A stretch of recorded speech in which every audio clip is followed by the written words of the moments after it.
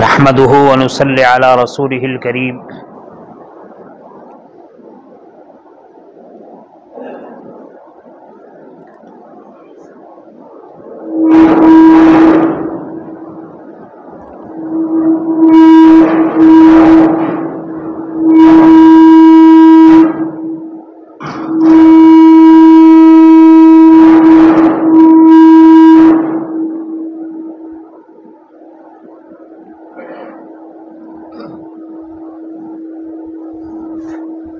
نحمده ونصلي على رسوله الكريم أما بعد فقد قال الله تبارك وتعالى في الكلام المجيد والفرقان الحميد فأعوذ بالله من الشيطان الرجيم بسم الله الرحمن الرحيم وذكر فإن الذكرى تنفع المؤمنين صدق الله مولانا العظيم۔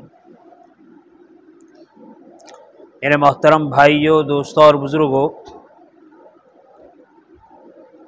یوم عاشورہ قریب ہے۔ اسی کی مناسبت سے چند باتیں عرض کرنی ہے۔ گزشتہ جمعہ یہ بتلایا گیا تھا کہ اس میں دو عمل منقول ہیں، ایک تو آدمی روزہ رکھے اور دوسرا اپنے اہل و عیال پر کھانے پینے میں وسعت کرے۔ لیکن ساتھ ساتھ میں اس وقت ایک اور اہم چیز کی طرف توجہ دلانی ہے۔ نبی کریم صلی اللہ علیہ وسلم آپ کی ازواج مطہرات، آپ کی بنات طاہرات، آپ کی بیویاں اور آپ کی بیٹیاں اور آپ کا پورا خاندان جس کو اہل بیت کہا جاتا ہے، ایک مومن کے مومن ہونے کا تقاضا یہ ہے کہ ہمارے دل میں ان اہل بیت کے لیے محبت ہو، عظمت ہو، ادب احترام ہو۔ مومن کے ایمان کی علامتوں میں سے ایک علامت اہل بیت سے محبت کا ہونا بھی ہے، اور اس محبت کا، اس عظمت کا تقاضا یہ ہے کہ نبی کریم صلی اللہ علیہ وسلم کے جو اہل بیت دنیا سے چلے گئے، خاص کر کے وہ اہل بیت جو اس مہینے میں عاشورہ کے روز میدان کربلا میں شہید کر دیے گئے، اور اس کے علاوہ آپ کے اہل بیت میں جتنے حضرات انتقال فرما گئے، عام طور پر ان کے لیے دعائے مغفرت، ایصال ثواب کا اہتمام بھی ہونا چاہیے۔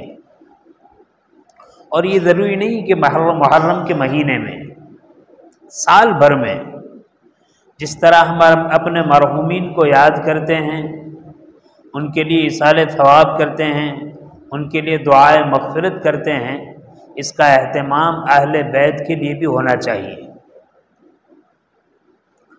اور اگر پورا سال نہیں ہوتا، پورا سال ان کی یاد بھی نہیں رہتی، تو کم سے کم ماہ محرم میں جب یہ ایام آتے ہیں تو ان ایام میں اگر یاد کر کے ان کے لیے ایصال ثواب کا اہتمام کیا جائے تو کتنا بہتر ہے۔ حضرت شیخ الحدیث مولانا زکریا صاحب کاندھلوی نور اللہ مرقدہ وبرد مضجعہ، ان کے حالات میں یہ بات لکھی ہے کہ عاشورہ کے دن وہ اپنے ساتھیوں سے، اپنے مریدین سے پوچھتے تھے، بتاؤ آج عاشورہ کا دن ہے، تم نے حضرت حسین اور ان کے ساتھ شہید ہونے والے شہداء کے لیے کتنا ایصال ثواب کیا ہے؟ اور پھر اپنا معمول ترغیب کے لیے بیان فرماتے تھے کہ پہلی محرم سے لے کر 10 محرم تک روزانہ ایک قرآن کریم کی تلاوت کر کے اس کا ثواب ان اہل بیت کو پہنچاتا ہوں۔ تو حضرات اہل بیت کے جتنے افراد دنیا سے چل بسے، اللہ کی بارگاہ میں پہنچ گئے، ان کے لیے تو ایصال ثواب کا اہتمام کرنا چاہیے۔ لیکن جو دنیا میں اس وقت زندہ ہے، جن کو ہم سادات کرام کہتے ہیں، ان سادات کرام سے تعلق رکھنا، محبت کرنا، ان کی ضرورتوں میں کام آنا، ان کی ضرورتوں کو پورا کرنا، ان کی خوشیوں کو بڑھانا، ان کی غمیوں کو دور کرنا، ان کے فقر اور تنگ دستی کو پورا کرنا، یہ ہمارا اخلاقی فریضہ ہے۔ حضرات صحابہ رضی اللہ عنہم کی سیرت اس بات سے بھری ہوئی ہے کہ حضرات صحابہ رضی اللہ عنہم نبی کریم صلی اللہ علیہ وسلم کے خاندان کے افراد کا کتنا خیال رکھتے تھے، کتنا لحاظ رکھتے تھے۔ سیرت کی کتابیں دیکھتے ہیں تو حیرت ہوتی ہے۔ حضرت ابوبکر صدیق رضی اللہ تعالیٰ عنہ نبی کریم صلی اللہ علیہ وسلم کے دنیا سے تشریف لے جانے کے بعد خلیفہ ہوئے۔ خلیفہ ہونے کے بعد حضرات صحابہ رضی اللہ تعالی عنہم نے آپ کے ہاتھ پر خلافت پر بیعت کی، آپ کو بادشاہ بنایا، بادشاہ تسلیم کیا۔ ان صحابہ میں جب حضرت علی کرم اللہ وجہہ بیعت کے لیے آئے، ظہر کی نماز کے بعد بیعت کے لیے آئے، تو حضرت علی رضی اللہ تعالی عنہ نے حضرت ابوبکر رضی اللہ تعالی عنہ کے مناقب اور فضائل میں خطبہ دیا۔ اس کے بعد حضرت ابوبکر صدیق رضی اللہ تعالی عنہ نے حضرت علی رضی اللہ تعالی عنہ کے مناقب اور فضائل پر خطبہ دیا، اور خطبے میں یہ بات ارشاد فرمائی کہ میں اپنے رشتہ داروں کے حقوق سے بڑھ کر نبی کریم صلی اللہ علیہ وسلم کے رشتہ داروں کے حقوق کا لحاظ کرتا ہوں۔ امیر المومنین حضرت عمر رضی اللہ تعالیٰ عنہ کے باب میں ہیں، بلکہ خود حضرت ابوبکر کے باب میں ہیں۔ ایک مرتبہ مسجد نبوی میں نماز پڑھائی، آپ صلی اللہ علیہ وسلم کے دنیا سے تشریف لے جانے کے بعد نماز پڑھانے کے بعد مسجد سے باہر نکلے، آپ کے ساتھ حضرت علی رضی اللہ تعالیٰ عنہ بھی موجود تھے۔ جب آگے چلنے لگے تو دیکھا راستے میں بچے کھیل رہے ہیں، ان بچوں میں حضرت حسن رضی اللہ تعالیٰ عنہ بھی ہیں۔ آپ نے دیکھا، آپ کے دل میں محبت جوش مارنے لگی، آپ آگے بڑھے، آپ نے حضرت حسن رضی اللہ تعالیٰ عنہ کو اپنے ہاتھوں میں اٹھایا، اپنے سینے سے چمٹایا، اور اس کے بعد کہا آپ کی شکل و شباہت نبی کریم صلی اللہ علیہ وسلم سے ملتی ہے، آپ کی شکل و شباہت علی سے نہیں ملتی۔ یعنی نبی کریم صلی اللہ علیہ وسلم کی ذات عالی سے محبت کے نتیجے میں آپ کے نواسوں سے بھی محبت۔ حضرت عمر رضی اللہ عنہ کا دور خلافت ہے، حضرت عباس رضی اللہ عنہ کسی کام کی وجہ سے ان کے گھر پر تشریف لائے، دروازہ کھٹکھٹایا، کون ہے؟ کہاں؟ عمر ہوں۔ دروازہ کھولا، ہاں کیسے تشریف آوری ہوئی، کیسے آنا ہوا؟ تو حضرت عباس کہنے لگے اگر حضرت موسیٰ علیہ السلام کے چچا آپ کے پاس کوئی کام لے کر آتے تو آپ کیا کر دیں؟ کہا کہ حضرت موسیٰ جلیل القدر نبی ہیں، میں ان کی بات کو سنتا اور ضرور ان کے چچا کی بات کو سنتا اور ضرور اس کام کو پورا کرتا۔ کہا میں تو محمد الرسول اللہ صلی اللہ علیہ وسلم کا چچا ہوں اور آپ کے پاس آیا ہوا ہوں۔ حضرت عمر فرارد کرنے لگے، بتائیے کیا حکم ہے؟ حضرت عمر رضی اللہ تعالیٰ عنہ کے سامنے حضرت عباس رضی اللہ عنہ نے کوئی کام پیش کیا، آپ نے فوراً اس کام کو پورا کیا، اور پورا کرنے کے بعد یہی ارشاد فرمایا کہ میری نظر میں نبی کریم صلی اللہ علیہ وسلم کے اہل بیت آپ کے خاندان کے حقوق کی رعایت اپنے خاندان سے بڑھ کر ہے۔ اور یہ بھی فرمایا مجھے معلوم ہے کہ آپ کے والد کی محبت اللہ کے رسول کو میرے باپ کی محبت سے زیادہ تھی۔ یہی حضرت عمر رضی اللہ تعالیٰ عنہ ہے، ان کے زمانے میں قحط ساری ہوئی، بارش نہیں برسی، کئی مرتبہ صلاۃ استسقاء ادا کی گئی لیکن بارش نہیں ہوئی۔ حضرت عمر رضی اللہ عنہ نے لوگوں سے فرمایا کہ لوگوں، انشاءاللہ کل میں ایسے آدمی کو اللہ کی بارگاہ میں وسیلہ بناؤں گا کہ حق تعالی شانہ ضرور بارش برسائیں گے۔ دوسرا دن ہوا، حضرت عمر رضی اللہ تعالیٰ عنہ حضرت عباس رضی اللہ عنہ کے مکان پر تشریف لائے، دروازہ کھٹکھٹایا، عمر نے کہا کون ہے؟ کہا عباس، فوراً دروازہ کھولا۔ عباس نے پوچھا کون ہے؟ کہا کہ عمر، فوراً دروازہ کھولا۔ کیا کام ہے؟ کہا کہ میں آپ کو اللہ کی بارگاہ میں بارش طلب کرنے کے لیے وسیلہ بنانے کے لیے آیا ہوں۔ حضرت عمر سے حضرت عباس نے فرمایا ٹھہریے، بیٹھیے، اور اپنے اہل بیت میں اطلاع دی، نہا دھو کر پاک صاف ستھرے کپڑے پہن کر آ جاؤ۔ سارے اہل بیت جو تھے مدینہ منورہ میں اچھی طریقے سے غسل کیا، پاک صاف کپڑے پہنے اور حضرت عباس کے گھر حاضر ہوئے۔ حضرت عباس رضی اللہ تعالیٰ عنہ نے سب کو بہترین خوشبو لگائی، اور اس کے بعد صلاۃ استسقاء، بارش کو طلب کرنے کے لیے جو نماز پڑھی جاتی ہے اس کو کہتے ہیں صلاۃ استسقاء۔ صلاۃ استسقاء ادا کرنے کے لیے عیدگاہ کی طرف نکلے۔ حضرت عباس نے حضرت عمر سے کہا دیکھو ہمارے ساتھ اور کوئی شریک نہ ہو۔ چنانچہ حضرت علی رضی اللہ تعالیٰ عنہ آگے ہیں، ان کے داہنی طرف حضرت حسن ہے، ان کے بائیں طرف حضرت حسین ہے، ان کے پیچھے حضرت فاطمۃ الزہرا ہے اور دوسرے اہل بیت ہے، اور یہ پاکیزہ انفاس قدسیہ کا قافلہ عیدگاہ کی طرف نکلا۔ عیدگاہ میں جا کر نماز پڑھی اور دعا کی۔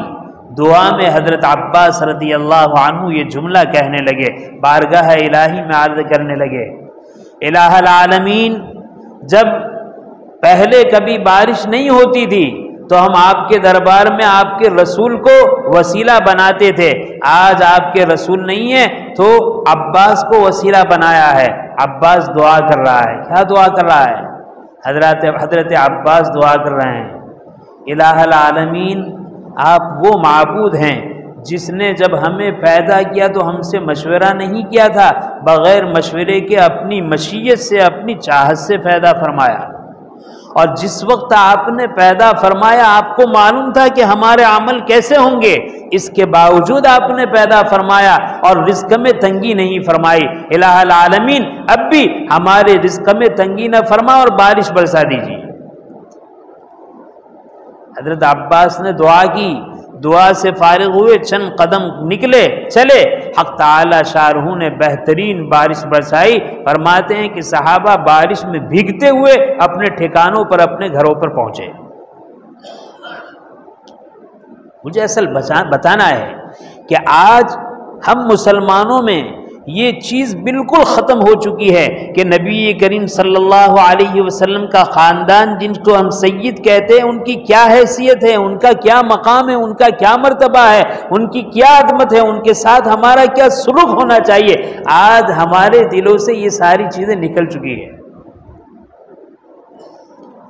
حضرت خدیجہ رضی اللہ عنہا کے بیٹے ہیں ہند ابن ابی حالہ، ان کے بیٹے کا مصر میں انتقال ہوا طاعون کی بیماری میں، بہت ساری موت واقع ہوئی تھی، ہر گھر والے اپنے مردوں کے اندر مشغول تھے۔ کسی نے اعلان کیا معلوم ہے یہ حضرت خدیجہ کے بیٹے ہیں، نبی کریم صلی اللہ علیہ وسلم کے ربیب کے بیٹے ہیں، یعنی پہلی عورت کی جو اولاد ہوتی ہے اس اولاد کے بیٹے ہیں۔ آپ صلی اللہ علیہ وسلم سے اتنی مناسبت ہے کہ نبی کریم صلی اللہ علیہ وسلم نے حضرت خدیجہ کے بیٹے کی پرورش کی ہے، جس بیٹے کی پرورش کی ہے یہ ان کے بیٹے ہیں۔ بس اتنا سننا تھا کہ نبی کریم صلی اللہ علیہ وسلم نے جس کی تربیت فرمائی ہے اس کے بیٹے ہیں. سارے لوگ اپنے مردوں کو دفن کرنا اور تجہیز و تکفین میں مشغول ہونا بھول گئے اور فوراً متوجہ ہوئے اس طرف اور ان کی تجہیز و تکفین میں مشغول ہوئے. لہذا ہمیں بھی چاہیے کہ پوری زندگی، پورا سال اور خاص کر کے ان ایام میں ہماری بستی میں، ہماری آبادی میں، ہمارے محلے میں، ہمارے شہر میں نبی کریم صلی اللہ علیہ وسلم کے خاندان کے لوگ جو رہتے ہیں، جن کو ہم سید کہتے ہیں، ایسے موقع پر خاص ان کی غربت کا لحاظ رکھے، ان کی پریشانیوں کا لحاظ رکھے اور ادب احترام کے ساتھ ان کا تعاون کرے اور ادب احترام کے ساتھ ان کی خدمت کرے، ان کی پریشان حالی کو دور کرے. کتنا بڑا مقام ہے، کتنی بڑی چیز ہے. بلخ میں ایک عالمی سید تھے، ان کا انتقال ہو گیا. انہوں نے اپنے ورثہ میں چند بیٹیاں اور عورت کو چھوڑا تھا. اس عورت اور اس کی بچیوں کو دشمنوں سے خطرہ تھا، لہذا شوہر کے انتقال کے بعد یہ سید زادی اپنی بچیوں کو لے کر بلخ سے اسکندر چلی گئی، سمرقند چلی گئی. سمرقند پہنچی، رات کی تاریکی ہے، سناٹا ہے، ایک مسجد میں داخل ہوئی، اپنی بچیوں کو لٹایا. صبح ہوئی کہا میں ہوں، میری بچیاں ہیں، بھوکے ہیں، ان کے لیے کچھ انتظام کرو. اس انتظام میں وہ مسجد سے باہر نکلی، دیکھا کہ سامنے لوگ بیٹھے ہوئے ہیں، ان کے سامنے بہت خدام ہیں، کوئی بہت جی وضاحت آدمی بیٹھا ہوا ہے. تحقیق کی تو معلوم ہوا اس شہر کا حاکم اور اس شہر کا گورنر یہی ہے. اس کی خدمت میں پہنچی اور پہنچنے کے بعد عرض کرنے لگی کہ حاکم شہر، میں سید زادی ہوں، بلخ سے پریشانی کی وجہ سے یہاں آئی ہوں، میرے پاس کوئی چیز نہیں ہے، میری بچیاں چند دنوں سے بھوکی ہیں اور فلاں مسجد میں بیٹھی ہوئی ہے، میں آپ سے مدد کی طالب ہوں. وہ حاکم شہر کہنے لگا کہ بات تو تیری صحیح ہے، لیکن کوئی ثبوت ہے کہ واقعی میں تو سید زادی ہے، آل رسول ہیں، اس کے اوپر کوئی سرٹیفکیٹ ہے، کوئی دستاویز ہے، کوئی ثبوت ہے؟ کہا کہ میں بلخ کی رہنے والی، سمرقند میں میرے لیے ثبوت کہاں سے ہوگا؟ کہا کہ اگر تیرے پاس ثبوت نہیں ہے تو میں تیری مدد نہیں کر سکتا. نا امید ہوئی اور نا امید ہو کر واپس لوٹی. راستے میں دیکھا دوسرا ایک آدمی ہے اور دی وجاہت معلوم ہوتا ہے، لوگوں سے معلوم کیا تو کہا کہ یہ شہر کا کوٹوال ہے، شہر کا محافظ ہے. اس کے پاس گئی اور جانے کے بعد اس کو بھی کہا میں ایک سید زادی ہوں، میرے شوہر کا انتقال ہو چکا ہے، میرے پاس یتیم بچیاں ہیں، میں اس کو لے کر آپ کے شہر میں آئے ہوں، مدد کی طلبگار ہوں. کوتوال مجوسی تھا، اس نے کہا ٹھیک ہے. فوراً اپنے گھر گیا اور اپنی عورت سے کہا کہ کپڑے بدلو اور نکلو اور فلاں مسجد میں پہنچو، وہاں اس عورت کی بیٹیاں ان سب کو لے کر گھر پر آؤ. کوتوال کی عورت اپنی خادماؤں کے ساتھ نکلی اور نکلنے کے بعد مسجد پہنچی. اس نے اس عورت اور بچیوں کو لیا، اپنے گھر لے گئی، غسل کروایا، بہترین لباس پہنائے اور اس کے بعد قسم قسم کا کھانا بنایا اور ان کو کھلایا.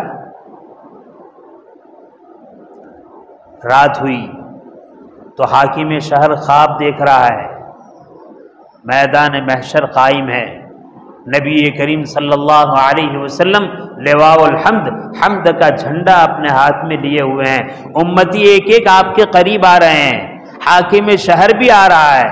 جب حاکم شہر آپ صلی اللہ علیہ وسلم کے جھنڈے کے قریب آنے لگا تو آپ نے اپنا چہرہ انور پھیر لیا. تو عرض کر وہ کہنے لگا کہ اللہ کے رسول میں بھی آپ کا امتی ہوں. کہا کہ اپنے امتی ہونے کی تصدیق کیجئے، ثبوت پیش کیجئے. پریشان ہو گیا اور میدان میں گھوم رہا ہے. ہر ایک کو چاہتا ہے کہ کوئی میری گواہی دے، میں مسلمان ہوں، نبی کا امتی ہوں، کوئی گواہی دینے کے لیے تیار نہیں، مارا مارا پھرتا ہے، پریشان ہو کر آتا ہے اور آنے کے بعد کہتا ہے اے اللہ کے رسول میرے پاس کوئی گواہ نہیں۔ نبی کریم صلی اللہ علیہ وسلم خواب میں ارشاد فرمانے لگے کہ میری ایک بیٹی جو ایک دوسرے شہر سے سفر کر کے تیرے شہر میں آتی ہے اور اجنبی شہر میں تو اس کی سید زادی ہونے پر ثبوت تلاش کرتا ہے، جب تیرے شہر میں تو حاکم وقت ہے اور تجھے کوئی ثبوت کے لیے آدمی نہیں مل رہا ہے، گواہ نہیں مل رہا ہے، تو سید زادی کو کس طرح گواہ ملے؟ اس کے بعد ایک عالیشان محل دکھلایا، کہا کہ دیکھ یہ محل کوٹوال شہر کے لیے ہے۔ یہ خواب دیکھا اور اسی خواب کے اندر آنکھ کھل گئی، گھبرا گیا، ڈرنے لگا، اپنے چہرے پر تماچے مارنے لگا، پریشان ہو گیا، ہائے میں نے کیا کر دیا۔ فوراً رات کو اٹھا اور اٹھنے کے بعد اپنے کارندوں کو اٹھایا کہ اس سید زادی کو تلاش کرو، کوتوال کے گھر پہنچا، کوتوال کے گھر دیکھا کہ واقعی میں وہ سیدہ عورت ہے، اس کی بیٹی آئے۔ کوتوال سے کہنے لگا میں مہمان کو لینے آیا ہوں۔